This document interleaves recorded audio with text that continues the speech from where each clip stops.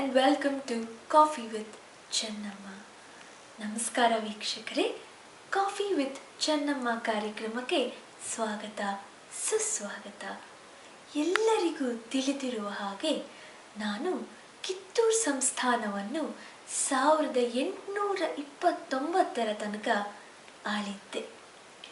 Dalhousie ಎಂಬ ಆಂಗ್ಲ ನೀಚ ಸ್ಥಾಪಿಸಿದ ಡಾಕ್ಟ್ರಿನ್ ಆಫ್ ಲ್ಯಾಬ್ಸ್ ಪ್ರತಿಭಟಿಸಿ ಬ್ರಿಟಿಷರ ವಿರುದ್ಧ ಹೋರಾಡಿದ ಪ್ರಥಮ ಮಹಿಳೆಯಾಗಿದ್ದೆ. ಅಬ್ಬಕ್ಕ ರಾಣಿ, ಒನಕೆ ಓಬವ್ವ, ಕೆಳದಿ ಚೆನ್ನಮ್ಮ ಮತ್ತು ನಾನು ಕರ್ನಾಟಕದ ಸುಪ್ರಸಿದ್ಧ ಮಹಿಳೆಯರು. ಇದಕ್ಕೂ ಮುಂದೆ ಹೇಳುವುದಾದರೆ, ಮೇಡಮ್ ಸಾಕು, ಎಲ್ರಿಗೂ ಗೊತ್ತಾಗಿದೆ ನೀವು ಯಾರು ಅಂತ. ಮುಂದಕ್ಕೆ ಹೇಳಿ. ಸೈನಿಕರೇ, ಇವನ್ನು ಎಳೆದುಕೊಂಡು ಹೋಗಿ ಮಂಡೆಯ ಮೇಲೆ ಬರೆ ಹಾಕಿರಿ. ಇದಕ್ಕೂ ಮುಂದೆ ಹೇಳುವುದಾದರೆ, ನನ್ನ ಇತ್ತೀಚಿನ ಸಾಧನೆಗಳಲ್ಲಿ ವಿಕಿಪೀಡಿಯಾನಲ್ಲಿ ನನ್ನ ಬಗೆಗಿನ ಆರ್ಟಿಕಲ್ ತುಂಬ ಚಿಕ್ಕದಾಗಿದೆ. ಇದನ್ನು ವಿಸ್ತರಿಸಬೇಕೆಂದು ಕನ್ನಡಿಗರಲ್ಲಿ ವಿನಂತಿ. ಇದು ಒಂದು ವಿಭಿನ್ನ ಕಾರ್ಯಕ್ರಮ. ಪ್ರಸಿದ್ಧ ವ್ಯಕ್ತಿಯೊಬ್ಬರನ್ನು ಕರೆತಂದು ಮಾತನಾಡಿಸಲಾಗುವುದು. ನೀವು ಎಂದರೆ ವೀಕ್ಷಕರು ನಿಮ್ಮ ಅಮೂಲ್ಯವಾದ ಮತವನ್ನು ನೀಡಬೇಕು. ಹೆಚ್ಚು ಮತ ನೀಡಿದ್ದಲ್ಲಿ ಅವರನ್ನು ಬದುಕಬಿಡುವೆ, ಇಲ್ಲದಿದ್ದಲ್ಲಿ ಅವರನ್ನು ಮೊಸಳೆಯ ಬಾಯಿಗೆ ತಿನ್ನಿಸುವೆ. ಬನ್ನಿ ಕಾರ್ಯಕ್ರಮಕ್ಕೆ ಹೋಗೋಣ. ಇವತ್ತು ನಮ್ಮ ಅತಿಥಿ ಓರ್ವ ಪ್ರಸಿದ್ಧ ಸಾಹಿತಿ. ಇವರ ಕೃತಿಗಳು ಎಷ್ಟು ಹೊಗಳಪಟ್ಟಿವೆಯೋ ಅಷ್ಟೇ ತೆಗಳಪಟ್ಟಿವೆ. ಜ್ಞಾನಪೀಠ ಪ್ರಶಸ್ತಿ ವಿಜೇತ, ಚುಪ್ಪದಾರಿ ಮೋಜುಗಾರ. ಸ್ವಾಗತಿಸಿ ಶ್ರೀ UR ಅನಂತಮೂರ್ತಿ. ನಮಸ್ಕಾರ. ಅನಂತಮೂರ್ತಿಗಳೇ, ಹೇಗಿದ್ದೀರಾ? ಗುಂಡ್ಕಲ್ಲಿದ್ದ ಹಾಗಿದ್ದೀನಿ. ಬಿಡಿ, ಅಂತ ಏನು ತಪ್ಪ ಇಲ್ಲ. ನೀವು ಏನು ಮಾಡ್ಕೊಂಡಿದ್ದೀರಾ ಇತ್ತೀಚೆಗೆ? ಜಗತ್ತಿನ ಆಗು ಹೋಗುಗಳನ್ನೆಲ್ಲ ಗಮನಿಸ್ತಾ ಕೂತಿರ್ತೀನಿ. ಓಹೋ, ಹಾಲ್ ಮಾರಕ್ಕೆ ಶುರು ಮಾಡಿದ್ರಾ? I don't want to talk to you. I don't want to talk to you. ಅಯ್ಯೋ, ಮಾತಾಡಕ್ಕೆ ಕರ್ಸಿರೋದ ಪುಣ್ಯಾತ್ಮ, ಮಾತಾಡು. ಬಿಡಿ, ಮುಂದಿನ ವಿಷಯಕ್ಕೆ ಬರೋಣ. ಜಗತ್ತಿನ ಆಗು ಹೋಗುಗಳು ಅಂತ ಅಂದ್ರಿ, ಯಾವುದನ್ನ ನೋಡ್ತಾ ಕೂತಿರ್ತೀರಾ? ಜಗತ್ತಿನ ಸರ್ವತೋಮುಖ ಅಭಿವೃದ್ಧಿಯ ಬಗ್ಗೆ ನನಗೆಂದೂ ಒಂದು ಕಳಕಳಿ ಎಲ್ಲೋ ಕೇಳದಾಗಿದೆ. ಅದು ಕೇರಳ ನೃತ್ಯ, ಅದು Kathakali. Noted rhythm and blouse singer, ಅದು ಆರ್ ಕೆಲಿ. ವಿಟಮಿನ್ ಬಿ ಡಿಫಿಷಿಯನ್ಸಿ, ಅದು ಬೆರಿ ಕಥಕ್ಕಳಿ. ಬೆರಿ ಕೇಳಕ್ಕೂ ಒಂದೇ ಥರ ಇಲ್ವಲ್ರಿ? ಏನೇನೋ ಸಜೆಸ್ಟ್ ಮಾಡ್ತೀರಾ? ಕಳಕಳಿ ಅಂದರೆ ಸಮಾಜದ ಬಗ್ಗೆ ಒಂದು ಎಂಥೂಸಿಯಾಸಮು, ಒಂದು ಅವೇರ್ನೆಸ್ಸು, ಒಂದು ರೆಸ್ಪಾನ್ಸಿಬಿಲಿಟಿ. ಸಾರಿ, ನೀವು ಕಂಟಿನ್ಯೂ ಮಾಡಿ. All right. ಸಮಾಜದ ಬಗ್ಗೆ ಎಂದೂ ನನಗೊಂದು ಕಳಕಳಿ ಇದ್ದಿದ್ದೆ. ಮೊನ್ನೆ ದತ್ತಪೀಠದ ವಿಷಯ ನ್ಯೂಸ್ ಪೇಪರಲ್ಲಿ ಓದ್ತಿದ್ದೆ. ಕಾರ್ನಾಡರು ಆ ವಿಷಯವಾಗಿ ಏನೋ ಪ್ರತಿಭಟನೆ ನಡೆಸ್ತಿದ್ದಾರೆ ಅಂತ ಗೊತ್ತಾಯಿತು ನನಗೆ ಪೇಪರಿಂದ. ಅಲ್ಲ, ಕಾರ್ನಾಡರಿಗೆ ಯಾಕೆ ಇಷ್ಟೊಂದು ಸ್ವಾರ್ಥವೇ? ನನಗೆ ಅರ್ಥ ಆಗಲಿಲ್ಲ. ಹೌದು, ಸ್ವಾರ್ಥವೇ. ದತ್ತಪೀಠ ಅನ್ನೋದು ನನ್ನ ಒಂದು ಪೆಟ್ ಇಶ್ಯೂ ಅಂತಾರಲ್ಲ ಇಂಗ್ಲೀಷಲ್ಲಿ, ಅದಕ್ಕೆ ಕಾರ್ನಾಡರು ಯಾಕೆ ತಲೆ ಇಡಬೇಕಾಗಿತ್ತು? ಅಲ್ಲ, ಅದೊಂದು ಸಾಮಾಜಿಕ ವಿಚಾರ. ಸಮಾಜದಲ್ಲಿರೋ ಎಲ್ಲರಿಗೂ ಆ ವಿಚಾರದಲ್ಲಿ ತಲೆ ಹಾಕೋ ಅರ್ಹತೆ, ಅವಕಾಶ ಇರಬೇಕು ಅಲ್ವೇ? ಇರುತ್ತಮ್ಮ, ಅರ್ಹತೆ ಅವಕಾಶಗಳು ಎಲ್ಲ ಇರುತ್ತೆ. ಆದರೆ ಹಾಗೆ ಅಂತ ಇಟ್ಟೇ ಬಿಡೋದೆ, ತೂತಿದೆ ಅಂತ ಬಿದ್ದೇ ಬಿಡೋದೆ. ಪ್ರಸಿದ್ಧ ವ್ಯಕ್ತಿಗಳಲ್ಲಿ ಕಾಂಟ್ರವರ್ಷಿಯಲ್ ಇಶ್ಯೂಸ್ ಬಗ್ಗೆ ಒಂದು ಪ್ರೋಟೋಕಾಲ್ ಅಂತೀವಲ್ಲ ಆಂಗ್ಲದಲ್ಲಿ, ಅದಿರುತ್ತೆ. ನನ್ನ ವಿಷಯಕ್ಕೆ ಅವರು ತಲೆ ಹಾಕಲ್ಲ, ಅವ್ರ ವಿಷಯಕ್ಕೆ ನಾನು ತಲೆ ಹಾಕಲ್ಲ.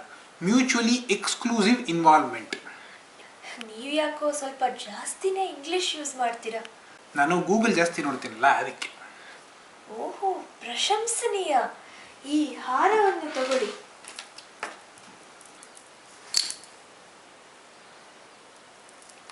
ಹಾಂ, ಅದಿರಲಿ.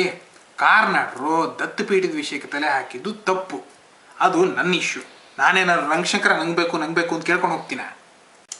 ಎಂತ ಲಾಜಿಕ್ ರೀ ಬಲೆ. ಈಗ ಅಮರನಾಥ್ ಯಾತ್ರೆಯ ಸಮಸ್ಯೆ ಬಂದಿದೆ. ಅದ್ರ ಬಗ್ಗೆ ಯಾರು ಏನು ಒಂದು ಮಾತು ಎತ್ತಿಲ್ವೇ? ಮೂಕು ಸ್ತಬ್ಧರಾಗಿ ನಾನು ಮತ್ತು ಕಾರ್ನಾಡರು ಇಬ್ಬರು ಕೂತಿದ್ದೀವಿ. ಅವ್ರು ಬರಲಿ ಮುಂದಕ್ಕೆ ಇದ್ರ ಬಗ್ಗೆ ಮಾತಾಡೋಕ್ಕೆ. ಅವ್ರಿಗೆ ಈ ಒಂದು ಇಶ್ಯೂ ಬಗ್ಗೆ ಒಂದು ಹೆಸರು ಗಳಿಸೋಕೆ ಒಂದು ಚಾನ್ಸ್ ಇದೆ ಅವ್ರು ಮಾತಾಡಿದ್ರೆ. ಆದರೆ ಅವ್ರು ಮಾಡ್ತಿಲ್ವೇ? ಸೊ ಅಮರನಾಥ್ ವಿಷಯದ ಬಗ್ಗೆ ನಿಮ್ಮ ನಿಲುವೇನು? ಏನು ನಿಲುವು ಇಲ್ಲ.